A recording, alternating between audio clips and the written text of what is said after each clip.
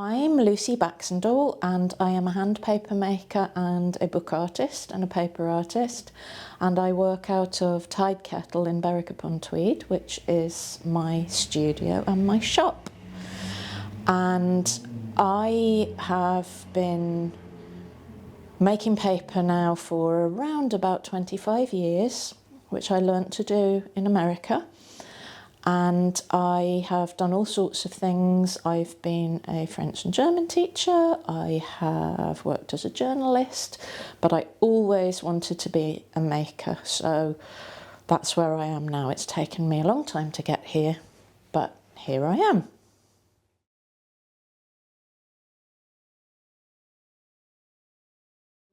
Journaling first came into my life when I was a kid. I grew up in the age of those 5-year diaries with little padlocks on them, and I definitely had one of those. And there was a while as a teenager where I was very strict about journaling every single day, and it used to be in the evening, and I had to write something, even if it was a couple of lines every single day. And then as life went on, that changed a bit, and now I almost use my journal more like a sketchbook of words. So there's no set time where I journal, but when something comes to my mind, I try and carry a notebook with me, and if something comes to mind when I'm either at home or out of the house, I will just jot it down. And then it often comes back to inspire my work with paper and books as well.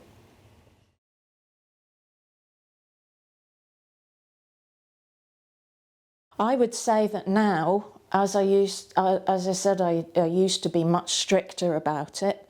Now it's just when things come to my mind that I feel I need to record. I don't do it as a strict daily practice, but I do find myself, again, writing down something almost every day. But to be honest, sometimes I can go for days or weeks and I find that I'm recording things maybe in a sketchbook in a visual way rather than in words. So there's kind of a big crossover between sketchbooks and journals, and sometimes I draw in my journal and write in my sketchbook, so there's not necessarily a strict boundary between those two things.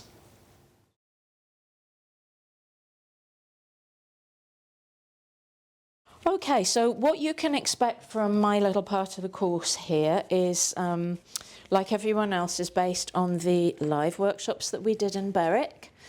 And this is the journal that we made during the live workshop with some examples.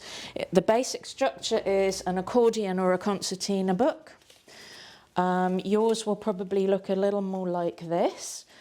It has pockets in it. It includes pockets to hold ephemera and pieces of paper that you might have jotted stuff down on, and also has one or more notebook sections. It's very adaptable, and you'll see in the instructions that you can vary it according to what you want and what you need.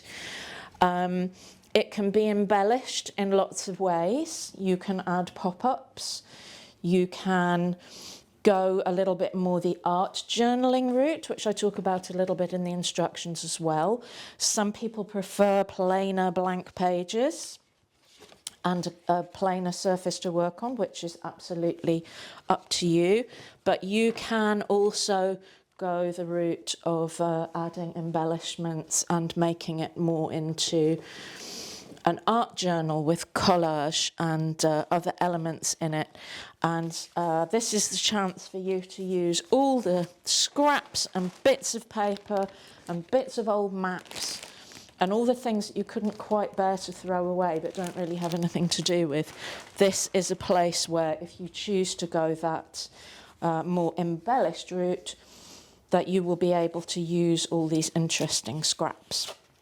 And they may also focus your thoughts about what you're writing, particularly if you're using it, say, as a travel journal for a particular trip. rather than just an everyday, day-to-day one. And of course, once you get going, you'll be able to make more than one and use them for different purposes. So, yes, I really hope that you enjoy making your journal.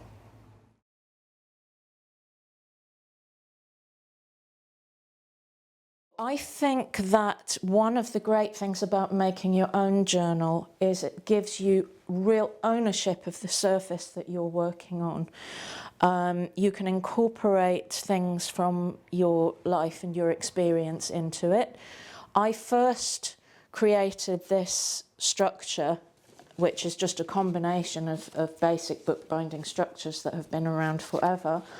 But I created it as a foreign language journal for a group of school students who were heading over to Germany on their foreign language exchange. And it was a fun way of collecting vocabulary and souvenirs and new words. And I found that the students were much more enthusiastic about collecting this stuff and incorporating it into their books because they had made the books themselves. It was very customized, very personal to them.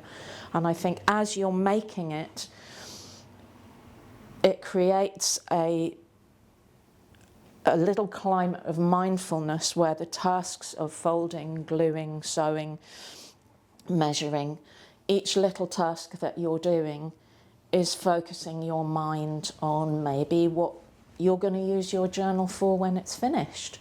And so it just gives you a little time of quiet and concentration just to think about the act of journaling, the act of writing, the act of drawing, and all the other things that the other artists in their parts of the course are going to help you with as well. So, for example, you could record your movements if you're doing the movement part of it, or write about your listening and sound experiences as well. I really hope you've enjoyed making your own journals and thinking about what you might use them for and what you might put in them. I've put a few links in the instructions for a little bit of inspiration with art journals and things that other people have done. If you want to get in touch with us at Tide Kettle, you're very welcome to do so. If you want any advice or if you have any questions. And I wish you a lot of fun and a lot of thought and a lot of no screen time and getting back to the physical acts of writing, drawing and making books. And I hope that in the future you get to make lots and lots of journals and fill them all up and make yourselves a little collection and look back on them fondly as time goes on. So thank you very much.